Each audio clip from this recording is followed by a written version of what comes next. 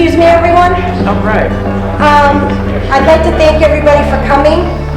This is our April community outreach. We do have these on the second Wednesday of every month. And this month, we're honored to have Alex Train come and do a presentation here for us about what's going on in the community and what you can expect for 2023. I'd like to thank everybody for coming today. And we truly appreciate your support. We hope to see you moving forward. Again, this is just an opportunity that the Chamber provides to the community to find out what's going on. And we have different guest speakers every month. And again, I'm going to turn it over to Alex, and I just again want to thank everybody's support here today. Great, thank you, Jen. Good afternoon, everybody. First and foremost, I want to thank Jen, Paul, and the Chamber for being longstanding partners of the city on all facets of our economic development work. My name is Alex. I serve as the Director of Housing and Community Development for the City of Chelsea. We're joined this evening by City Council President Leo Robinson, Chief of Police Chief Houghton, as well as Omar Miranda, our Small Business Development Specialist.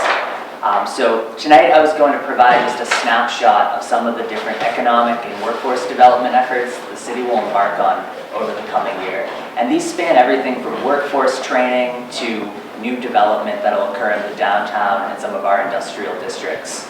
So throughout the course of the presentation, feel free to interject, ask questions, interrupt me. Want to make sure that we're respectful of your time, but also can answer the questions that you might have. And so a lot of our work in our 16-member department is centered in an unwavering support of residents. So the department strives to promote long-term prosperity that allows residents upward economic mobility in an attempt to remain in Chelsea for the long term. And this is regardless of their socioeconomic background, immigration status, or history in the community. A lot of residents and particularly small business owners in the community have been affected by structural racism and displacement. And so with the barriers that displacement pressures and racism in our economy pose, we thoughtfully tailor programs to support businesses and residents in longer-term economic growth. Additionally, a lot of our small businesses here are really the backbone of our economy. So downtown here, for instance, we have over 120 minority-owned small businesses. Citywide, we have over 600. The vast majority of these are businesses with 1 to 5 employees, so a lot of sole proprietors, residents that are going out on their own and making a living. Countering that, though, we also have a number of larger businesses and anchor institutions like CAM, Market Basket, the MWRA, that employ hundreds of residents and provide good, solid living wage jobs. So as part of our economic development strategy, first and foremost, we strive to capitalize on our existing foundation. So we look at the resources that we have here. We have a very good location. We're near Logan Airport. We're tied in with the MBTA. We also have some phenomenal residents that live here, comprising our labor force that are a huge asset for the local economy. And then we look to attract economic investments that can catalyze longer-term growth. So we always cast an eye towards job creation. I think first and foremost, the two measures on our mind at all times are, will these efforts create jobs for residents that pay living wages? And secondly, will it generate revenue for the city that we can then reinvest into the important services and resources residents depend on? As part of these endeavors, we also seek to modernize infrastructure, both a lot of underground infrastructure that supports new development, as well as surface and transportation infrastructure that residents rely upon to access employment centers and places throughout the community. And lastly, throughout the course of the projects that we'll talk through today, all of our work is centered in resident goals and vision for the community. So many of the efforts that are originating in 2023 were spawned by community planning that we've done with residents, small business owners, and neighbors. And we work to ensure that the goals that residents and small business owners have are front and center in all of the work that we do.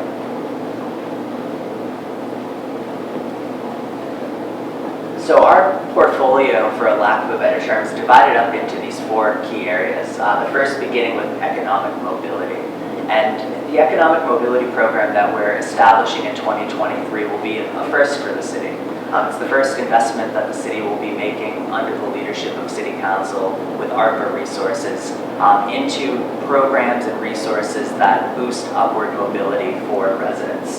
So this will be a combination of our existing programming, things like our Citizenship and Immigration Services program, a long-standing offering of the city, as well as newer initiatives related to financial counseling, digital literacy, child care, and workforce training. As opposed to providing kind of standard programs for everybody, we're taking the approach of creating a program that's really tailored to different populations. So for instance, we're planning on having a component of this program tailored to working mothers. So the resources under it will be a bit different than if it were to be tailored towards larger working families and so on. Beyond this one particular initiative, we're also embarking on a lot of work related to internet access, another aspect that determines whether or not residents can be economically mobile. So Chelsea is by far some of the worst internet access in the region. Almost 30% of our residents lack access to reliable high-speed internet. 10% of them don't have it whatsoever. In Chelsea, we have a single carrier, Comcast, and because they have a monopoly on the general network, there's a lot of delays, services lag, and the pricing is a little bit higher than it is in surrounding communities. So last year, with the support of the Mass Broadband Institute, we completed a digital equity study that looked at different impediments to digital access and improvements that the city could undertake in conjunction with the private sector and community partners. So coming out of that plan, one of the major recommendations is to explore the establishment of a public internet option. So this could function similar to how our water and sewer system functions by providing low-cost, highly reliable, high-speed internet for residents. It's a sizable effort.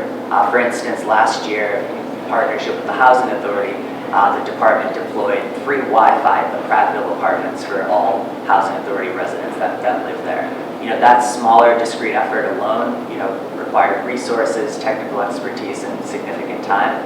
But with this larger project, we are seeking to expand from having one internet option in Chelsea to at least another to compete, drive down pricing for residents, and ensure all folks can be connected. Switching over to the childcare space, which is another kind of component of social infrastructure that we see as important to economic mobility. We hear all the time about the childcare shortage, that a lack of affordable childcare means residents can't rejoin the labor force. Folks are paying $20,000, $30,000 a year to have their kids go to childcare, and the quality of the programming, honestly, isn't that great. So under the leadership of Omar and our team, we're seeking to address the capacity issues in the local childcare sector by increasing the number of family-based and center-based childcare centers. We're also looking to expand existing centers where expansion is feasible through a combination of hands-on technical assistance, financing, and access to state grants. Plus, the affordability piece becomes crucial as we're growing, because even though these will be newer programs with newer facilities, we do want to ensure that they're accessible and affordable for low-income residents. So in conjunction with the state, we're exploring different state-level policy that could reduce costs and regional policy like reforms to the child care voucher system that could result in local operators making more money per child than they do right now to support their operating costs. And then there are also, sizable systemic issues with the quality of the programming and general workforce retention. And so tackling each of these will be crucial to ensuring that we have a functioning child care system that residents can rely on.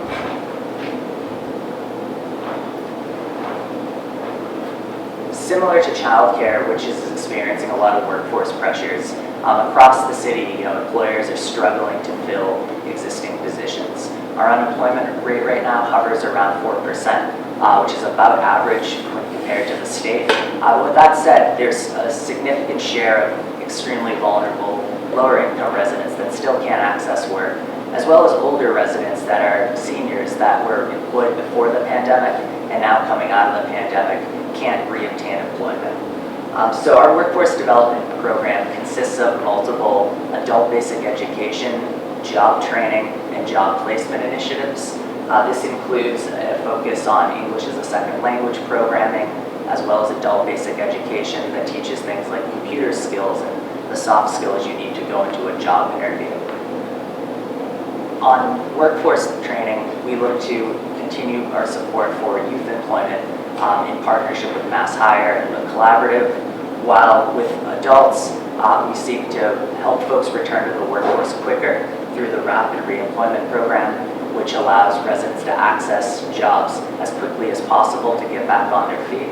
And then longer term, we are rolling out a series of new workforce training programs this year, spanning the construction trades, digital technology, transportation, childcare, as well as a green jobs program that we're aiming to do in partnership with the Benjamin Franklin Institute of Technology. Combined, these training programs are designed to offer residents that may not see college as a traditional pathway, another alternative that they can then go through and come out with a living wage job that they can support their families with and remain in Chelsea. So many of these efforts that are new will be funded under the American Rescue Plan Act, and throughout the course of 2023, we'll be holding a series of focus group meetings, consulting with City Council, and eventually towards the end of the summer, launching many of these new endeavors. As always, we're always looking for partners in the private sector, so local businesses that may have jobs to fill, as well as HR departments that want to form a more formalized job pipeline. We'd love to talk with you, we'd love to work with you. We look forward to those conversations. So I'm going to switch over now to kind of what we term as traditional economic development, which is the attraction of businesses to Chelsea and the development of our commercial and industrial base. The city strives to leverage our existing assets, our geography, our location, our transportation infrastructure, as well as our existing land uses in order to boost job opportunities for residents and maximize our tax base. Moreover, coming out of the pandemic, we're seeking to diversify that tax base. I think one thing that the pandemic taught a lot of communities was that over-relying on any one particular industry as your economic development strategy means that you can't weather storms, you can't weather shocks, and you ultimately aren't as resilient as you should be. So as we head into 2023, we're seeking to attract new businesses that rely on Logan Airport and that are able to take advantage of our commercial and industrial tax base. Across the region right now, a lot of the old industrial property and commercial property is being converted to residential uses. So Chelsea has quite deliberately preserved our industrial and commercial base. When you look at places like Everett and Revere, you'll notice new apartment buildings going up, which will provide crucial and needed housing. But with that said, that's one last location that a business can locate in order to operate and employ residents. So as a result, a lot of businesses are now increasingly attracted to Chelsea. We're looking to move as many possible here that provide access to living wage jobs, particularly businesses in the food distribution, manufacturing, and biomanufacturing spaces. In a couple of minutes, I'll talk through some of the new projects that we're doing with some of those businesses as good examples. But a lot of this work is centered too on attracting outside resources. So because of the high value of land and construction costs continuously increasing, we continuously pursue state grants, federal incentives, and different creative financing techniques in order to attract and keep businesses in the community. This includes assisting our partners with cleaning up contaminated sites, repositioning real estate, as well as accessing state tax credits that can allow them to grow their local workforce. And ultimately, all of these activities are done with the goal of promoting high-quality jobs for residents, and we look to align those with our workforce development programs. Many of the small businesses and larger businesses that we do work with, we deliberately set out local hiring programs with. Those include preferences for Chelsea High School graduates, preferences for local residents, and other ways to prioritize employment for residents that born, raised, and continue to live here. And lastly, I mentioned this kind of at the beginning, but a lot of the efforts here too, while driven by a desire to grow jobs, are also driven by the goal of increasing revenue for the city.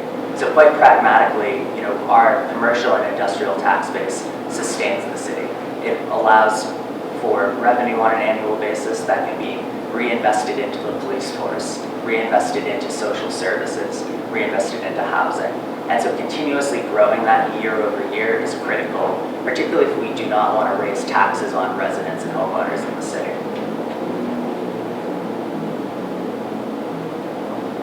As part of our economic development agenda for 2023, we're overseeing an array of smaller and larger development projects, predominantly centered on light industrial and commercial businesses. So a hallmark of this agenda is the 22 Willow project that many of you are familiar with, the old Nancy Sales building. More recently, this building was demolished with construction slated to commence in May on a new 120,000 square foot light industrial facility. This facility will be designed using sustainable design principles with solar, a white roof to mitigate urban heat, on-site stormwater infrastructure to reduce flooding, and a host of job opportunities for residents. Upon completion, we project that the facility will employ about 300 residents in living wage jobs with a local hiring preference. And we estimate that it'll generate about $800,000 per year in new revenue for the city that can then be reinvested in the community. Northward up Eastern Ave at 295 Eastern is a similar project that a private partner, GFI Group, is undertaking in conjunction with the city. So at this location on the waterfront, the partnership's proposing a 100,000 square foot manufacturing facility, which will likely be anchored by 3 different tenants, and ultimately will employ around 300 to 320 folks once it's operational. But in addition to these larger projects, the department's also spearheading a number of smaller initiatives. So quite frequently we work with existing businesses that are looking to expand or pivot to new spaces. Additionally, we will work with regional businesses that want to expand but can't do so at their home headquarters. Most recently, we've been working with New England Electronics, a group out of Dorchester, a Department of Defense contractor that manufactures cables and different components that go into radar systems that the military uses. And so this was an example of a firm that has to manufacture domestically because they are a federal contractor. They're priced out of Boston, priced out of Dorchester, but because we have some of the last remaining industrial space in Chelsea, they gravitated towards a William Street location that they're now up and operating in. So right off the bat, they were able to employ 40 residents, no experience necessary. They provided on-site training. One barrier that we did note was that because they are a Department of Defense contractor, they had to have immigration status fully sorted out and had to be able to pass query checks. And I'll talk a little bit about that in a second, but that does pose barriers for some residents. So we try to address that through a series of other projects. But they're also now pivoting to grow into the fiber optic space. So over the next year, they're planning on providing another 40 to 50 employment opportunities with that on-site training for folks that may lack the experience. So across the Beach and Williams Industrial Corridor and the waterfront, we see a lot of opportunity for both small and large businesses. Both businesses that have been there long-term who want to evolve, as well as businesses that are coming into the city and are looking for well-connected space in a city that's predictable to do business in. There are a number of larger projects that we're continuing to pursue that are a bit more medium-term. The Signature Breads property, which has been vacant for about 2 years right now, is one of the paramount priorities. This space is a 2-floor warehouse that is around 110,000 square feet. Originally, it was acquired for about $52 million 2 years ago as a lab facility. Ultimately, as you see with the lab markets across the region, the economics don't quite work anymore. So we're working with the developer to attract different types of manufacturing and food distribution to the space in order to stand up a business as soon as possible and be able to employ residents. Additionally, we're looking at the future of many of the surrounding commercial and industrial areas through things like the West Chelsea Economic Development Study. So in partnership with the Chamber of Commerce, this plan looks at the area around Market Basket, as well as the area situated north of the railroad tracks. Right now, there's a lot of surface parking. There's still a number of dilapidated smaller warehouses and underutilized land. Through the planning process, we're aiming to develop a set of recommended policies that could spur new development at these locations, as well as a blueprint that can guide new housing, commercial, and retail development around Market Basket and the surrounding environs. These are efforts that are done in concert with a lot of the private property owners in the district, our community-based partners, as well as the Chamber of Commerce. So throughout the course of 2023, we're looking forward to culminating that study with a set of recommended policies and projects that will then carry forward into the year ahead.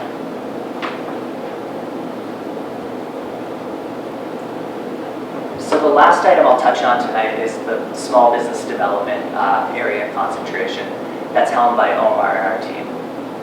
And so over the course of the last year, through the community planning process, the city set aside funding for the creation of a dedicated small business development specialist.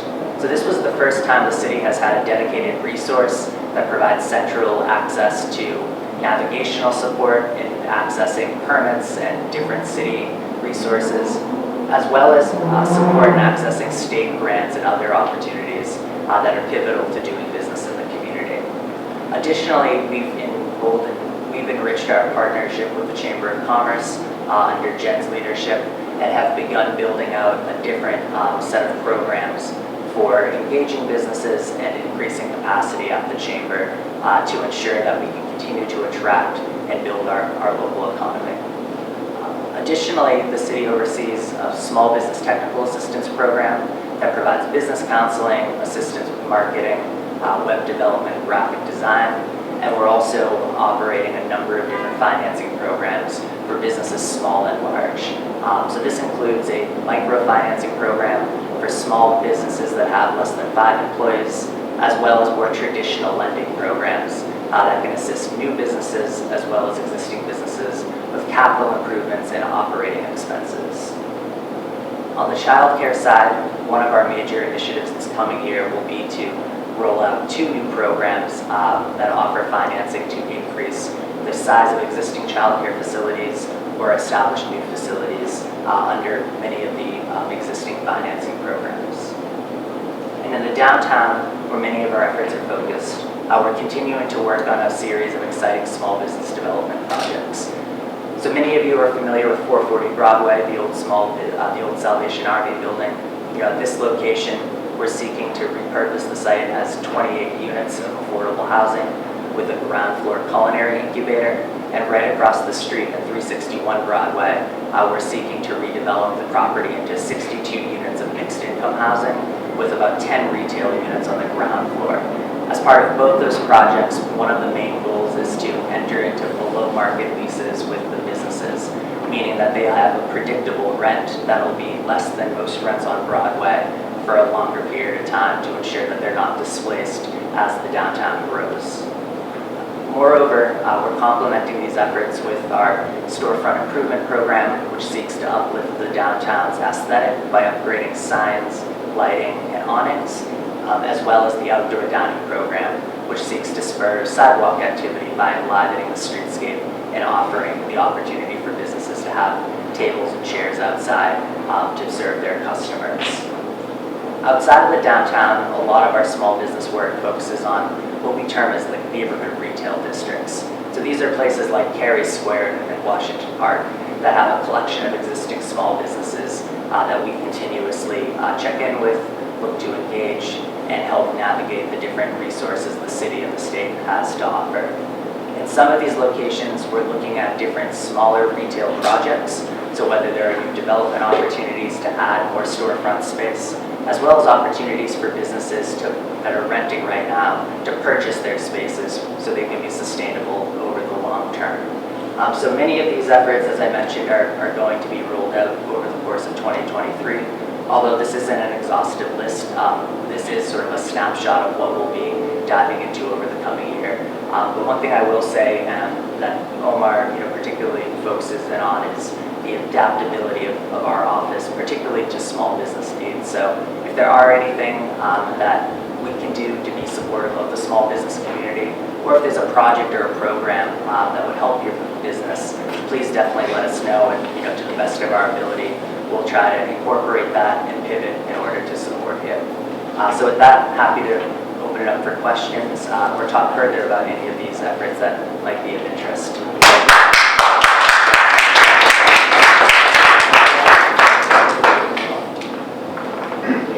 I was at a presentation, like an economic development presentation recently, and there's an exec from Alkermes, which is a drug company out on 128, and he was talking about how there's not enough lab space, and that Cambridge is actually thinking of putting a moratorium in of like residential spaces being converted to lab space because there's just such a hunger for it, and we're like right on the outskirts of town. So why is lab space? You mentioned actually pivoting away from it in one of the projects. Why is that happening? Yeah, so we do have one lab project that's underway right now, situated at 211 Everett Ave. So this was a project that was conceived about 2 years ago that will be a research and development lab with an educational partnership with Chelsea Public Schools. Needless to say, about 5-6 years ago, a lot of the lab that you would see going up in Cambridge 128 was built on spec. So a lot of developers were pouring resources into it and building these facilities before they had tenants lined up. What we've seen over the last 2 years in the stock market is that many biotech companies, small and large, have really taken a hit. So they don't have money now to invest in buildings, expanding, or new facilities. So the development community is being more conservative. They're no longer building on spec. They want to have a tenant lined up before they build. And a lot of the tenants just saw their stock price plummet, 50, 60%. So they don't really have the resources either to invest in property. So it's not coming to a screeching halt by any means, but it definitely is slowing down. I think we're situated well with the Silver Line here to continue fostering some biotech-related uses, but from sort of the lens of sustainability, I think it's important from the city's vantage point to diversify. Biomanufacturing is another area, though, that we are heavily focused on. So many of these smaller biotech companies, for instance, don't have their own manufacturing facilities, so they contract with companies. So we have one that's situated on Vale Street right now. We're looking to grow that base as well, both contract manufacturers and direct manufacturers, primarily because those jobs are a little bit more accessible for residents. They don't require a college degree and the like. So it's, not coming to a screeching halt, but definitely slowing down. But like if an Alkermes or Moderna or something said, we're looking for 100,000 square feet, Chelsea would be like, we got it. Absolutely, Yeah. Yep. And we would line up, the incentives necessary to get them here, provide the technical assistance needed, and, ensure it as smooth as possible. Yeah. What? Which one? They did, yeah, on Vale Street. Now they're on 128 because I guess that's where where the employees live, right? Everybody grows up and leaves Chelsea. McCain's still here. Does anyone have any other questions? I'd like to take this opportunity to thank Alex. We're super grateful. We're super grateful for the relationship that we have with City Hall.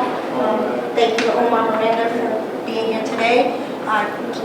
Chief Houghton, our city councilor. We're truly grateful for all the support that we have today. We have the CBC here with us, East Cambridge Savings, and the Boys and Girls Club. So as we mentioned, this is a community outreach. We appreciate everyone's support being here, and we look forward to seeing everyone hopefully again next month. Thank you very much for coming.